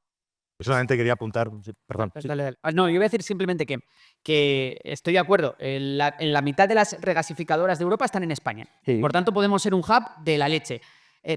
Pero ahí la prioridad, yo creo, es ir a la Unión Europea y decirles, oye, nos tenemos que conectar por Europa, porque ahora somos una isla energética. Tenemos a Francia. Tenemos Francia por medio. Conéctate a Italia. Lucha en la Unión Europea porque Francia deje pasar nuestro gas. Porque ¿para qué queremos tanto gas en España si no lo podemos exportar? Entonces, nosotros tenemos la suerte de que tenemos la infraestructura y las condiciones geográficas para ser la nueva, voy a poner entre comillas, Arabia Saudí de Europa, ¿no? La fuente de energía de Europa. Coño, aprovechémosla, pero tenemos que dar un golpe encima de la mesa en Europa. Y la hemos pagado ya. Por añadir, Importante. por añadir dos cosas para cerrar el tablero geopolítico, hay dos factores aquí. Hay dos países de la Unión Europea, y ahora voy a ser irónico. Uno es Francia. Francia ha permitido la entelequia de la gran tubería de hidrógeno por España, que es un chiste desde un punto de vista de ingeniería que eso se pueda llevar a cabo en el tiempo y la forma que se ha anunciado. Lo has dicho, lo suscribo debajo. Es una mentira, directamente para contentar a determinados colectivos y poblaciones que están viendo cómo se degrada su situación constantemente. Hablábamos de Castilla-La Mancha, de tantos otros sitios. Y hay otro país que parece que quieren que sea de la Unión Europea, que es Marruecos, que cada vez más es de la Unión Europea, Claro. que pasado mañana puede hacer lo mismo que nosotros a la mitad del precio. Y ya estamos viendo cómo Marruecos se está convirtiendo en un hub impresionante a nivel de instalaciones portuarias, de gran industria, Renovable. e igualmente de renovables. Con lo cual, efectivamente, tenemos que ir a la Unión Europea a poner nuestra mano sobre la mesa y exigir esto, al mismo tiempo que intentamos frenar a Marruecos, porque si no, el problema se nos puede venir por otro lado. Y Marruecos puede ser una España 2.0 con unos costes bastante inferiores a los nuestros. Es la idea. Con lo cual tendríamos un problema muy grande y los marroquíes ya están en eso, ¿eh? Y allí, si hay un grajo que vuela por un determinado sitio, no van a dejar de poner el hormigón, ya os lo digo. Vas a ver Estados Unidos ahora, lo que hemos dicho, ¿no? Somos de los países, bueno, de los grandes de la OTAN, el que menos invierte en defensa. Sabemos que Donald Trump está tremendamente contra eso. Además, como tenemos un gobierno progresista en el poder, ideológicamente, Trump pues tiene en España un caramelito para ir a por nosotros. Y veremos, aparte, yo creo que empezaremos a ver una mayor cooperación entre, bueno, ya hemos visto la mayor cooperación entre Marruecos e Israel, la veremos entre Estados Unidos y Marruecos. Con base militar en el puerto de Dakhla, frente a la costa del Sáhara Occidental, en un hub que quieren además que compita con Europa, porque nosotros, en este caso, sí vamos a tener la soga verde, que estamos cobrándonos derechos de emisión de CO2 mientras los puertos van a estar ahí. España tiene que estar ahí atento. Ya hay voces en USA pidiendo que las bases del sur de España Claro. se marchen al norte de Marruecos. Esto no es política ficción, está ocurriendo hoy mismo. Y en cuanto al tema también de la lucha económica, que va a haber, ya hay dos bandos claros. Trump tiene sus ojos en China, ¿vale? Hemos hablado un poco de China, pero a nivel más de democracia, pero me gustaría que nos acercáramos más al nivel económico en este pulso, que ya Trump va a dejar las tonterías y va a lo que va. O sea, ya va a American First y después ya vamos a lo demás, ¿no? Y en este caso, en este tablero, aquí está Europa, que no sé ni cómo vamos a acabar estos siguientes 4 años, ninguneados o haciendo que cambie todo el mapa político. A nivel económico, Fernando, ¿cómo ves esta situación, esta tensión que va a haber entre Estados Unidos y China por ese poder económico mundial? Bueno, O si la va a haber. la hay desde hace años. La hay desde hace años, pero ahora se va a recrudecer lo más seguro. Más los aranceles que subió Trump en su primer mandato los mantuvo Biden. Aquí no ha habido ninguna diferencia. La política comercial con China de Biden ha sido exactamente la misma que con Trump. En este caso, bueno, puede subirlos un poco más, pero aquí se despacha algo más que algo puramente arancelario o comercial. Es Ideológica cuenta que también. bueno, el aporte al final, una potencia es su representación económica. Y eso es importante. Estados Unidos en los años 50 representaba 3/4 del PIB mundial. Su poderío era incontestable. Hoy representa el 20% en el mejor de los casos. Pero es que China representa el otro 20%. Entonces, les miran de tú a tú. Y ahí es donde se producen los roces. Tienen dos modelos, además, políticos e ideológicos que son opuestos, y China está enclaustrada detrás de las islas. China no tiene dos costas. China tiene una costa que frente a ella está Japón, Taiwán, en fin, un poco más abajo las Filipinas, que son todos aliados de Estados Unidos. Tienen un problema de acceso al Océano Pacífico. El Océano Pacífico es un océano estadounidense y China no lo ve bien. Es decir, esos sueños imperiales que tienen en Pekín se corresponden poco con la realidad. Así que lo que vemos aquí, y se ve ya desde hace unos años, que el matrimonio, esa relación del chimérica que llamaban, ¿no? Esa relación de amor entre chinos y estadounidenses se rompió hace ya 8 años, cuando llegó Trump al poder, y en la última época de Obama empezaron ya las sospechas de que las cosas no marchaban tan bien, comerciales, pero es que las políticas tampoco están bien. No hay química. Aun con todas siguen siendo socios comerciales importantes, Claro. ¿eh? Y las universidades estadounidenses están llenas de estudiantes chinos. Y uno va a las universidades británicas, están llenas de estudiantes chinos. Así que, y los vuelos Madrid-Pekín van llenos. Eso será lo siguiente que prohíban. Sí, Los Ángeles a Shanghái van llenos. Es decir, sigue habiendo, a pesar de los problemas políticos, sigue habiendo relaciones tanto comerciales como, no sé, este reloj que llevo aquí está hecho en China. Y el teléfono en mi bolsillo también. Y la mitad de las cosas que tengo en casa están fabricadas en China. Y lo mismo puede decir un estadounidense. Así que tampoco vamos a dejarnos llevar por los titulares. Lo que hay es una tensión de que, bueno, pues uno está pidiendo paso, como pidió paso Alemania a principios del siglo XX. Los alemanes del Segundo Imperio Alemán pensaban que No salió muy bien, ¿no? oye. ¿El qué? Le salió Salió fatal. muy bien. Le salió fatal. Es que, claro, tú puedes pensar que quieres ocupar tu lugar bajo el sol, pero enfrente tienes lo que tienes. Al final no les funcionó. Los alemanes lo volvieron a intentar otra vez y les volvió a salir mal. ¿China va a utilizar la vía de la guerra? Pues no lo sé. Si mide las fuerzas, no le salen los números de ninguna manera. Es decir, desde el punto de vista militar, China es netamente inferior a los Estados Unidos, pero y no digamos ya si sumas todos sus aliados. O sea, esa posibilidad que, por ejemplo, dicen, no, y si mete un pie en Taiwán. Bueno, aquí habría que hacerse la pregunta si Trump estaría dispuesto a defender Taiwán. O sea, pero sería el acceso al Pacífico definitivo. Ya tendría las costas de Taiwán que dan directamente al Pacífico. Que cambiaría la situación geoestratégica del Océano Pacífico, que ahora es la que es. China no tiene acceso al Pacífico, aunque veamos el mapa y lo parezca. Mira, está todo lleno de bases estadounidenses. Les rodean. Sí, porque cuando terminó la Guerra Mundial, China no era todavía comunista. China se sienta entre los aliados en 1945. China era un régimen, el de Chiang Kai-shek, nacionalista, y le consideran un país aliado. Dejó de ser un país aliado 4 años más tarde. Entonces no había ningún problema en que los estadounidenses pusiesen bases desde Japón, pasando por Corea, Taiwán hasta las Filipinas. Consideraban que formaba parte del grupo de países aliados. Una de las mayores tragedias del siglo XX es la caída de China en el lado equivocado. China debería haberse mantenido en el lado del mundo libre. Nos hubiéramos ahorrado muchos disgustos. Y los chinos, no te digo, que murieron por millones durante décadas. Hay un momento cuando Obama empieza a hablar aquello de pivotar hacia Asia, ¿verdad? Y que hay que empezar a modificar la política estadounidense respecto a Asia. Es decir, que en contra de todas las declaraciones que ha habido, la política de una sola China, que es la que contempla que Taiwán no sea independiente, es la que ha llevado a cabo también la administración norteamericana, y de hecho pues ha habido estrategas de la talla de Kissinger, etcétera, etcétera, que no podemos decir que sean precisamente outsiders, ¿no? No estado profundo, han sido estado durante mucho tiempo que insistían mucho en el error, ¿no?, de plantear una confrontación directa. lo que está haciendo China es una colonización económica con especial incidencia en África. Ha aprovechado sobre todo esas operaciones, esos chantajes, ¿no?, que se han realizado a través del Fondo Monetario Internacional, a través del Banco Mundial a lo largo de las décadas, potenciando gobiernos corruptos, potenciando determinadas deudas para luego extraer recursos. Y lo que ha hecho ha sido cambiar un poco el escenario y llegar a acuerdos con determinados países en África, acuerdos fundamentalmente comerciales, aunque en algunos casos, pues cuando ha llegado la OTAN o cuando han llegado los yihadistas con acento de Boston, que también de vez en cuando actúan en estos casos, han tenido que llamar a Wagner. Es decir, en ese caso, o sea, capacidad militar que tienen es reducida, ¿no? Ellos tienen el proyecto de la nueva franja y la ruta, la ruta de la seda, con el que quieren, pues, garantizar un poco esa conexión de la que hablaba Fernando, que no tienen geográficamente. Ellos siempre se han considerado el reino medio. O sea, China es el mandato todo bajo el cielo. Es decir, ellos consideraban que lo que había alrededor eran bárbaros. Esa es la estructura de pensamiento. Y sobre todo es una estructura de pensamiento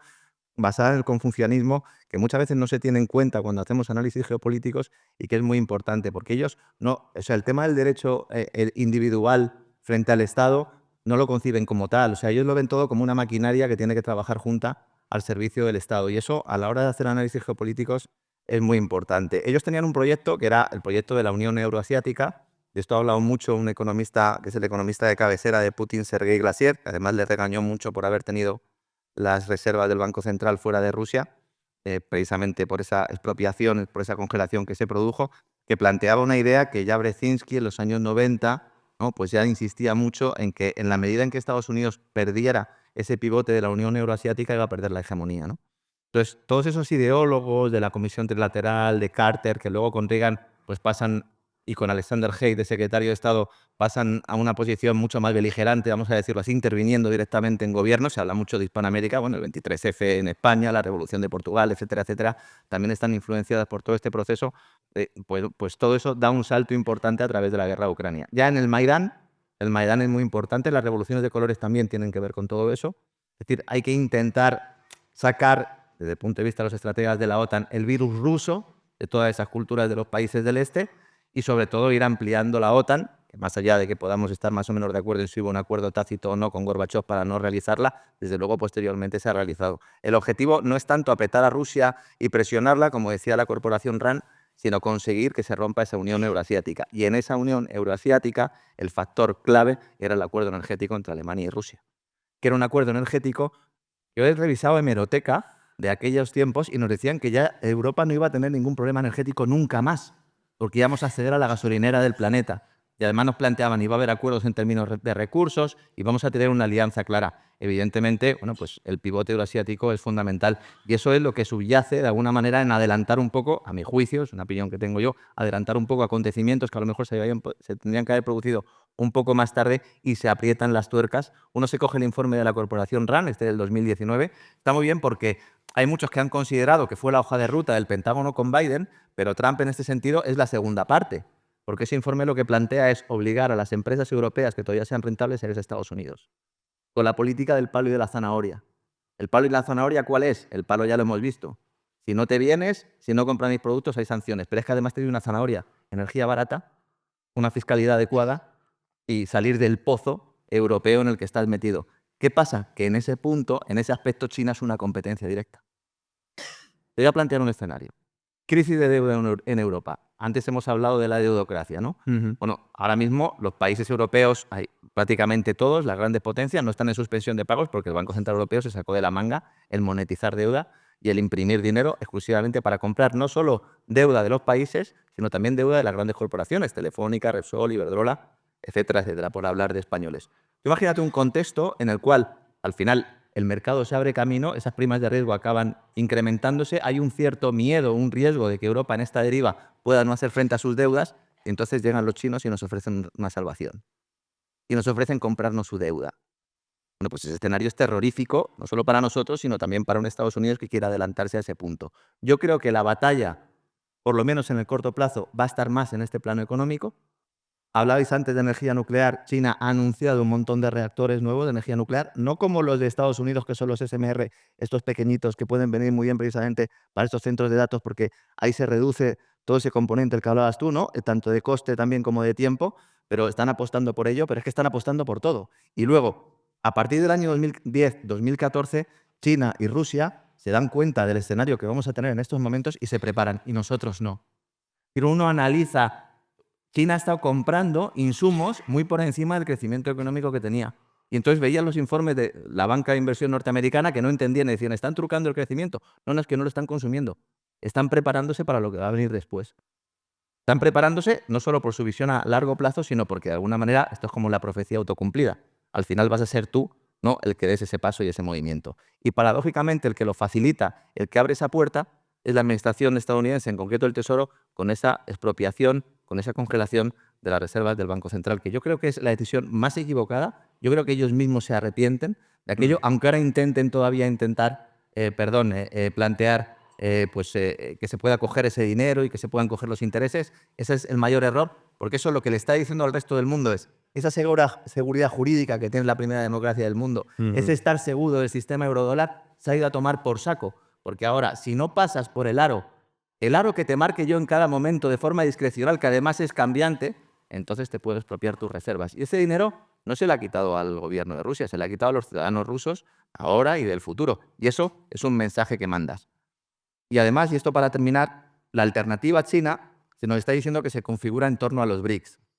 Se produjo la cumbre de los BRICS hace poco y hemos visto, hay dos visiones muy claras. Los BRICS, al final, por mucho que digamos, es China fundamentalmente, Brasil como productor de materias primas, también la propia Rusia, pero bueno, fundamentalmente son estos países, ¿no? ¿Qué pasa? Que cuando se plantea un sistema alternativo monetario, esa famosa divisa monetaria que pueda jugar algún papel en el futuro, no quitándole el estatus de hegemónico al dólar, pero sí compitiendo, que ahora mismo el uso del yuan en los mercados internacionales es completamente irrisorio, ¿no? Hay que decirlo. Cuando se plantea esa idea, China e India dicen que no, porque China e India quieren seguir en el sistema. El déficit comercial de Estados Unidos hace que China esté llena de dólares. Es verdad que China ha vendido mucha deuda a Estados Unidos, pero el botón rojo no lo va a pulsar. Y esa deuda que tiene China la acompaña de los dólares que consigue vendiéndole los productos a los norteamericanos, fundamentalmente, y que usa a su vez para dar préstamos a países de la nueva ruta de la seda que están endeudados con Estados Unidos. Y por eso el mensaje que lanza Xi Jinping cuando hace la emisión esta en Emiratos Árabes Unidos de deuda en dólares, como diciendo, oye, que yo puedo emitir deuda en dólares porque yo no tengo la máquina, pero los dólares que salen de tu máquina al final acaban en mi caja. Y ahí es donde va a estar la pelea y ahí es donde va a estar la lucha. Yo creo, más a corto plazo, ¿puede ser una esperanza? Porque de alguna manera lo vea desde un punto de vista de esperanza. Pues posiblemente, pero yo creo que ahí es donde va a estar la película. Y sobre todo, los chinos no tienen prisa. Y nosotros sí.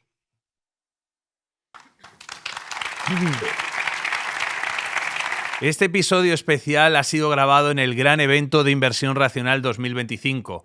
Ahí es donde hicimos una fiesta sobre la cultura financiera, donde mucha gente me preguntaba cómo poder dar sus primeros pasos en el mundo de la inversión a largo plazo. Y siempre les recomendaba que empezaran por Proyecto Pioneros. Proyecto Pioneros es nuestro book insignia formativo, es nuestra formación de 12 meses intensiva en la que te llevaremos desde cero hasta un nivel avanzado para que adquieras el control total de tus finanzas personales y sobre todo no tengas que depender nunca más de terceros a la hora de invertir. Para ello, a través de una formación teórica y una formación práctica, te enseñaremos todo lo necesario sobre planificación financiera, sobre análisis macroeconómico, sobre inversión pasiva a través de fondos indexados, ETFs, planes de pensiones indexados, o cómo puedes invertir de manera activa a través de crearte tu propia cartera de acciones y estudiar la contabilidad de esas compañías y hacer un análisis fundamental profundo. Además de qué brokers tienes que elegir y cómo optimizarlo todo a nivel fiscal.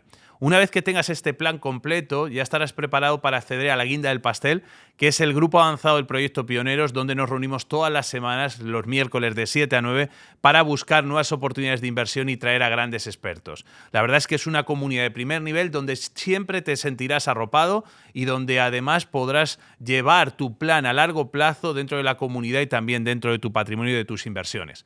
Para más información te puedes meter en inversionracional.com/curso y ahí encontrarás tanto testimonios de otros alumnos como los temarios de manera más extensa y sobre todo hay un formulario de contacto donde tú puedes rellenar tus datos y personalmente te llamaré para explicarte todo el proceso de cómo entrar, precios de la formación y resolver todas tus dudas. Así que métete en inversionracional.com/curso y reserva tu cita telefónica de manera gratuita y hablaremos para que entres al Proyecto Pioneros.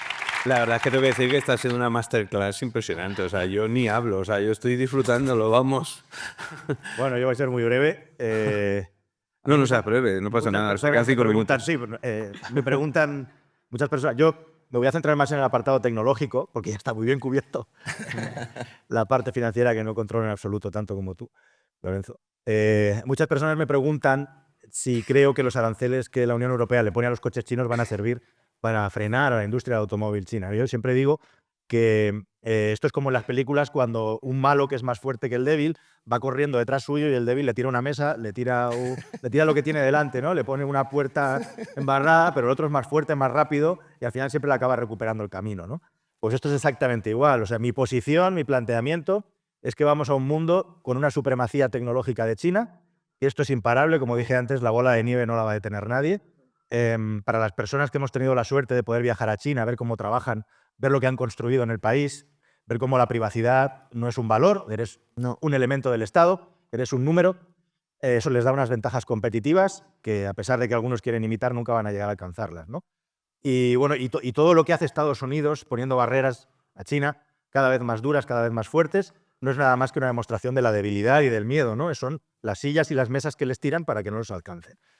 Creo que esto es impepinable, que no se va a frenar. Y volviendo a lo que comentábamos antes, simplemente una anécdota. Una de las pocas cosas, supongo que todos vosotros habéis visto ese meme de Estados Unidos contra Europa, ¿no? ¿Qué ha hecho tecnológicamente Estados Unidos con la IA y cuál es el mayor avance de Europa? Y sale el tapón de la botella que no se cae, ¿no? Esa es la mayor aportación de Europa a la tecnología de hoy en día. Aquí la tenemos. Sabemos quién es, porque yo le estoy buscando para darle los tuyos. Bien, para darle tus 10. A Gustavo esta mañana le ha gustado mucho también. Bueno, pues hay una empresa en Países Bajos que es ASMR que desarrolla la litografía SMR, perdón. Eso es otra cosa de los youtubers, que desarrolla la tecnología de la litografía ultravioleta, ultra ligera, ¿no? Ultra fina. Y de repente en Países Bajos se les ha prohibido a doctorandos chinos estudiar en las universidades que están cerca, que pueden acabar en las empresas que rodean estos centros de producción, porque según los servicios secretos han jurado, han hecho un juramento al Partido Comunista Chino y en definitiva son espías encubiertos. O sea, estamos viviendo realmente una especie de macartismo, estamos viviendo una especie de caza de brujas ahora mismo respecto a todo lo que es China, empujada por Estados Unidos, lo cual simplemente demuestra de nuevo el miedo que tienen, ¿no?, a perder esa supremacía mundial, que desde un punto de vista tecnológico yo creo que es una cuestión de tiempo. Y el tema de la IA también, ¿eh? Y el tema de la IA es igual. Bueno, yo os podría contar cosas que conozco de primera mano, de cómo empresas tan grandes como Nvidia, de repente ahora se están envainando unos problemas gravísimos porque tenían unos planes de venta a empresas que venden en China brutales y de repente, de un día para otro, yo conozco empresas que tenían proyectos que se los han tirado para atrás de desarrollo de software soportados por tecnología de Nvidia y que ahora han recibido un email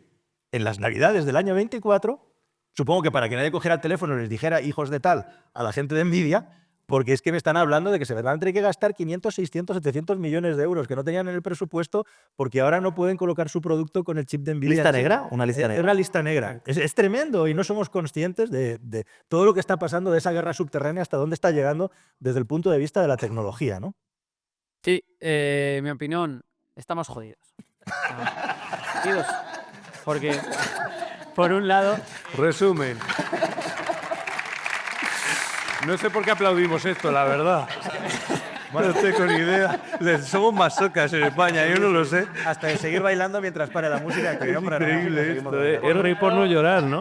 Dependemos comercialmente de China, de los productos que nos llegan allí. Por el otro lado, dependemos de las transferencias tecnológicas estadounidenses y, sobre todo, de que Estados Unidos nos defienda y se encargue de nuestra seguridad. Sin embargo, bueno, ahí la Unión Europea, ahora mismo, con la guerra de Ucrania, con la llegada de Trump a la presidencia, con la amenaza china, tiene una oportunidad, tiene un incentivo para decir, hasta aquí hemos llegado, vamos a ocuparnos de nuestros problemas, vamos a dejar de confiar. Vale, hasta ahora vivíamos muy bien en la marsupia de Estados Unidos ahí, pero mamá canguro se ha ido. Mamá canguro... Y se ha llevado el dinero. Sí, se ha llevado el dinero. Entonces, lo que tienes que hacer es empezar a tomarte en serio tu seguridad, a tomarte en serio tu tecnología.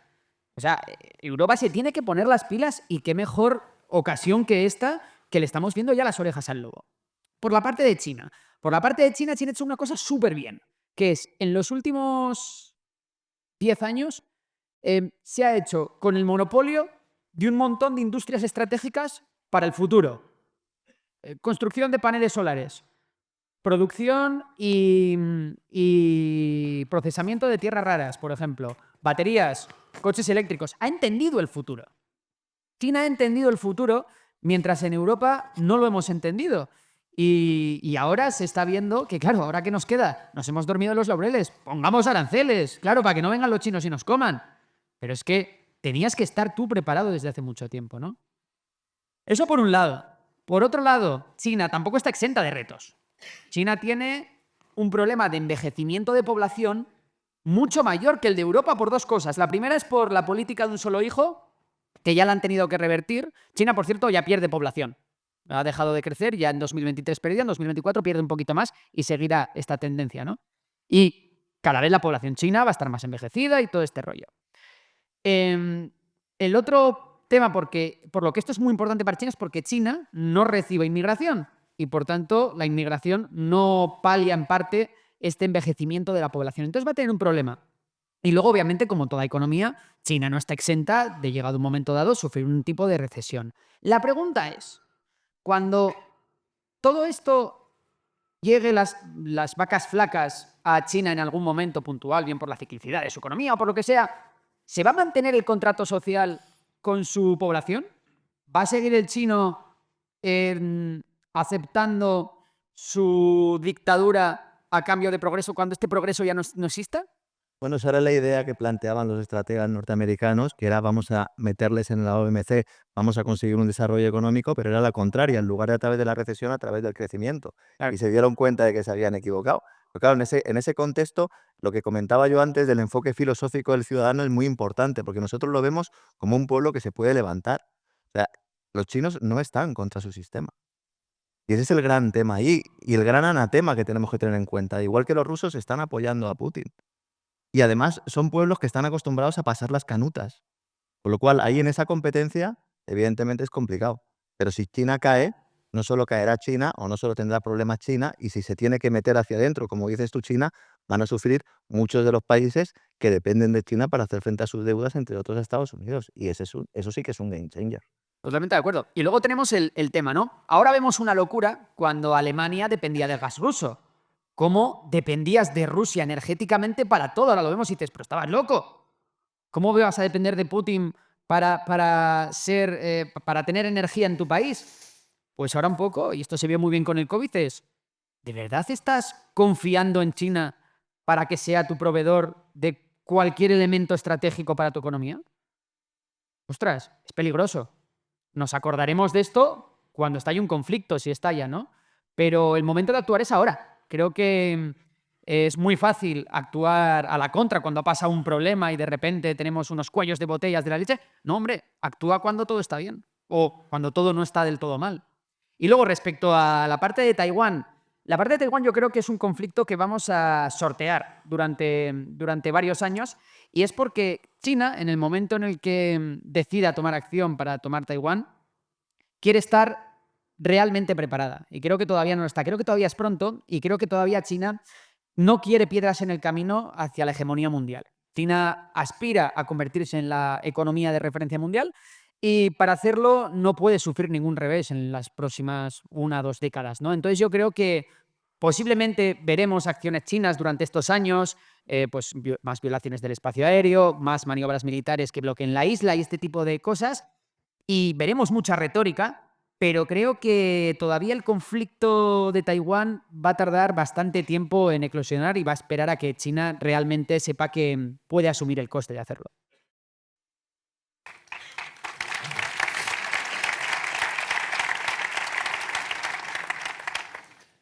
La verdad es que yo he ido en un viaje con vosotros. O sea, yo estaba yendo de un lado a otro del mundo, era una cosa increíble. La verdad es que al final estamos en una situación en la que, a ver, todos son palabras, pero palabras de cara a la galería. Lo estábamos analizando también con Trump, con China callada, haciendo todo. Lo que has dicho antes también, el tema de que yo creo que todavía no se ven lo suficientemente preparados para ya entrar en Taiwán, pero ellos poco a poco y de manera silenciosa están tejiendo toda esa red por medio mundo. Como a Fernando dice muchas veces, no podemos analizar lo que va a pasar porque todavía no ha pasado, ¿no? Vamos a analizar el presente, pero creo que nos esperan 4 años, por lo menos con Trump, que va a haber un movimiento bastante bestia a nivel, sobre todo de noticias. Yo creo que a vosotros os va a dar mucho trabajo y mucho contenido, creo que en vuestros canales, pero creo que cribar la infosicación que va a haber va a ser descomunal. Ese es sea, el gran problema. Es que el problema va a ser eso, y lo que también tengo muchas ganas, no nos ha dado tiempo ya a tocarlo, porque ya he hecho Podemos hablar de eso un poco. pero nos acaba de hacer el reloj ya el rojo justo ahora, que le que dio yo una podría estar bajada hablando de con vosotros 3 horas. Luego dirán que nos han echado aquí unos rojos y ya se va a liar. Pero es eso, vamos a ver cómo cambia también el tema de las redes sociales, que es otro tema que quería tocar con vosotros, pero al final no ha dado tiempo. Y vamos a ver con todo esto, lo estamos hablando off the record antes de salir. Para algunos de nuestros canales les afecta mucho el tema de la política, como es el nuestro, pero para otros vuestros os catapulta y os va muy bien, porque tratáis temas más de actualidad que nosotros, que somos más temas más atemporales, ¿no?